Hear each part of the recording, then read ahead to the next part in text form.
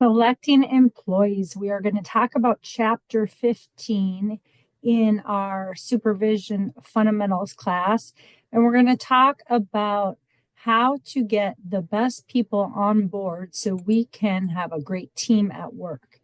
The supervisor's role is going to differ depending on the company, depending on the department, and a lot has to do with how big the company is, what kind of process they have already in use for human resources. You may be in on the initial interview, you may be somewhere in the middle, or maybe you conduct the final interview.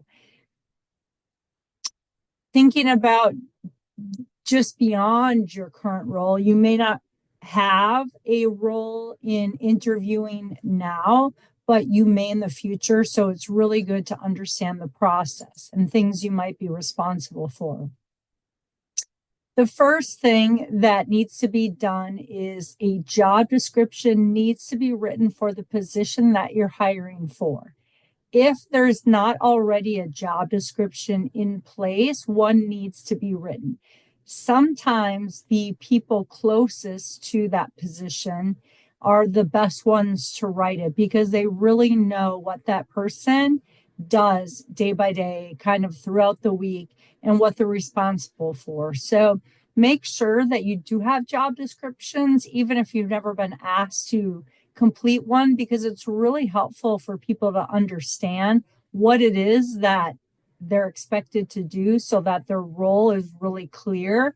That helps employees actually feel really secure in their job if they know the boundaries of what they're doing, what they're expected to do, because a lot of times it isn't really laid out well, and to give them feedback as well on those particular duties and responsibilities. So a job description has the title of the position, the department that that position is in, who the person reports to, the purpose of the role, not always, but I think that's a great way to introduce a role to a person and kind of where they fit in the organization. What's the purpose of this role? Who do we serve? And then the responsibilities, or sometimes they're called duties of the role. When you're thinking about listing the responsibilities or duties, don't overdo the list. I've seen, 15, 20 bullet points. Nobody can grasp that many responsibilities, maybe 5 to 7. Obviously, you want to prioritize those duties that are most important at the top so people can get a real feel for the job. Also, it's a good practice too if you can break it down by how much time they're spending doing those tasks. So when you look at the job as a whole, 100%, how much, what percent are they working at a machine? What percent are they packing? What percent are they supervising? And so people can really see then if the job is a good fit for them, depending on how much of that person's time is committed to doing what. Recruitment is about getting the best applicants into the company. And so when you're thinking about recruiting, if you continue to recruit the same ways that you have done in the past, you're going to get the same type of employees. If you're thinking, wow, it would really be great to have this kind of a person apply to our job, you're going to have to expand how you're recruiting. So the two ways to recruit are internally and externally, with internally being the people that already work for the company, externally being anyone outside the company who's not a current employee. Ways that you can recruit internally are job boards or the intranet. So maybe there's an intranet at your company where only the employees can see what's on there. You might be able to post something there, or there might be just a simple cork board somewhere that you can post a job opening and put on, what that job is. There's something called a job like job specifications, which really has to do with the education and the experience that a person needs to do that role. A lot of times, those two things are just rolled into the job description. So it's just on one sheet, but specifications of the job are the education and experience that a person typically needs to get that role. It's always a good idea to put on there too. You know, if you have four of the five or three of the five, still consider applying.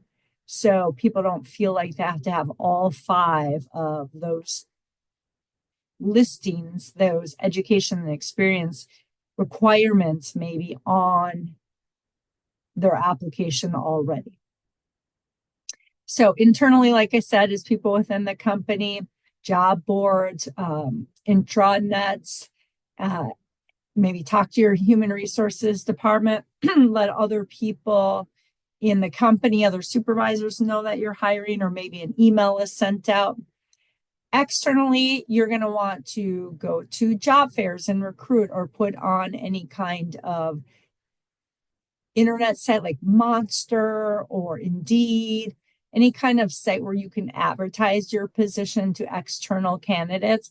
People are being really creative about locating people to apply for jobs. So kind of have to really think of some creative ways, talk to other supervisors at different companies or even within the same company and ask them how they're recruiting their talent.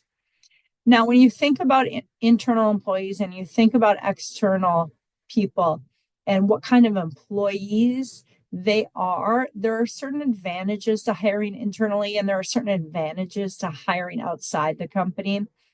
Internally, you're going to increase the motivation of your current employees if they know that there are opportunities for advancement. You already know that employee, people in the company know that employee, and they hopefully wouldn't still be there if they weren't a good employee. On the flip side, the employee knows the company, they know the culture, they know if they like the company, the culture, if they fit in or they don't. So there are some definite advantages to that. The disadvantage, though, is that you may be hiring someone who's already doing everything kind of the way you do it. And so you're not going to get new ideas on things typically because they're just used to the way your company does things already. That's the way they do things. And so your the creativity and what that employee brings might not be what you're looking for. Externally, you're going to get that fresh approach from someone that is working at a different company, maybe doing that same thing, or their company just has a different approach to customer service, to manufacturing, to marketing, to finance. But the disadvantage then is you don't know the employee and the employee doesn't know the company or how the company works, what the culture is like. When you screen applicants, so you are collecting applications or you're collecting resumes, a lot of bigger companies have software that they just are using keywords to pull out certain applications and resumes that really fit with what they're looking for.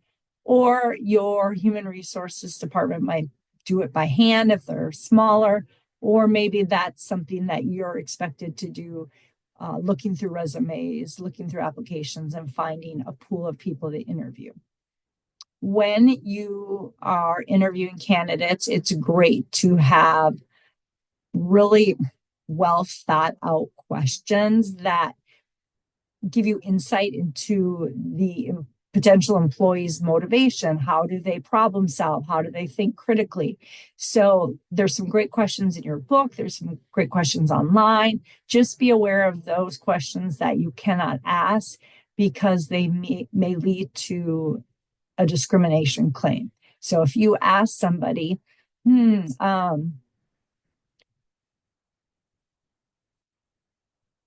you have kids? And you're just maybe curious, but you don't end up hiring that person, they can come back and say the reason that you didn't hire them is because they told you they had kids and you didn't want someone who had to leave early or take a day off or anything like that. So it can be used against you. So really be careful. Your textbook, page 433, 434, has some great information on that. So again, thinking about interviewing, thinking about selecting your new employees, remember the Age Discrimination Act, remember Americans with Disabilities, Pregnancy Discrimination Act, other things, other laws that are industry specific for you. What's a bona fide occupational qualification in a position that you're interviewing for? And then what can I ask related to that? Also be aware of any unconscious bias that you have. So if you feel like, oh, I really need to open up the pool of applicants, or I find myself looking at the name and then making a subtle judgment about the person's culture or race or gender. What you can do is you can have the HR department remove the names off resumes or applications so that you're not seeing that part and you're just looking at the qualifications. You could start out with a phone interview if you feel like, oh, sometimes I think I put way too much weight on nonverbals and what people look like and how they're dressed. And so maybe you want to do a phone interview first. Think about the person's skills, think about their attitude. It's not, we tend to hire people that look like us, talk like us, that we feel comfortable around and that we can easily relate to. But just remember that may not always be the best course of action. So really think about what the company's goals are, what the department's goals are, and so that those are incorporated into the decisions. And then work with human resources about any employment tests, drug tests that may need to be done in the process. And I would say a tip is to put a lot of effort into any orientation or training that you're doing with new employees. Why? Because research shows that when employees start out with a really clear understanding of their roles, and they have the adequate amount of training to make them feel like they've been trained on the job and that they've been given what they need to be successful, the longer they stay. So be clear on the role, job expectations. If you can set them up with a mentor, either formally or informally, someone to be their go-to person for asking questions. You yourself, since you have made that contact, they may feel most comfortable asking you a question. So do a slow handoff. Just don't all of a sudden not return their phone calls or emails. Answer a few and then remind them, oh, check with this person going forward. Also check in because you were the face that they saw and that they got to know. So make sure that you do still check in with them once in a while. Definitely that first day, first week, and just ask them how things are going. It makes a big difference. All right. Thank you.